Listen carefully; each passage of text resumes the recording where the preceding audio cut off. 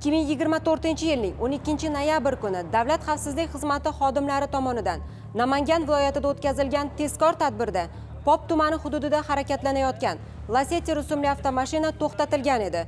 Avtomashina xolislari ishtirokida tekshirilganda, unda yo'lovchi sifatida ketayotgan Farg'ona viloyatining Dang'ara tumanida yashovchi 1984-yilda tug'ilgan fuqaroga tegishli yuk sumkasida 3 kg 887 gram opiy va 9 kg 839 gram gashish moddalari borligi aniqlanib, tegishli tartibda rasmiylashtirib olingan edi. 14 dona ko'rinishidan va hidida o'tkir hidli giyohvandlik vositasiga o'xshash modda aniqlanyapti avtomashinada. Haydonga. Nima qilmoqchisiz buni? Shu menga shu qo'yib ketishni aytgan, shu qo'yib ketaman. Sizga tegishlimi mana shu giyohvandlik vositalari? Tegishli olib kelgan buni. Tergovga qadar tekshiruv harakatlari davomida u Tojikiston Respublikasi fuqarosi bilan o'zaro til biriktirib, qo'shni davlatdan giyohvandlik vositalarini kontrabanda qilish hamda sotib, mo'may daromad topishni reja qilganligi va ushbu zahri qotilni Toshkent viloyatining Bo'ka tumanida qabul qilib olganligi ma'lum bo'ldi.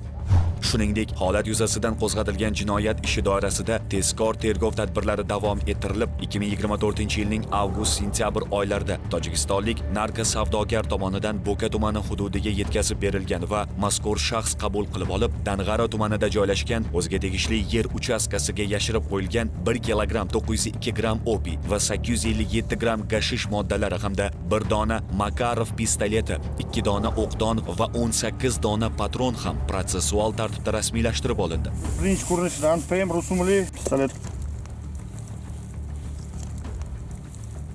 Magazini 1 2 3 4 5 6 7 8 ta bitta magazinda, 3 4 5 6 7 8 ta ikkinchi magazinda, paketda X dona 9 ga 18 mm kalibrli jangovar patronlar. Nima qilmoqchisiz bularni? Turgan endi kerak bo'lsa aytamiz, olib chiqaverasizlar deyishgan, shu bilan shakl qo'ygan. Xalqimizda qilmish qidirmish degan naql bor. Qolaversa, oson boylik ortidan quvib, xufiya ishlarni amalga oshirish oxir-oqibat nafaqat uning o'ziga, balki yaqinlariga ham qimmatga tushdi.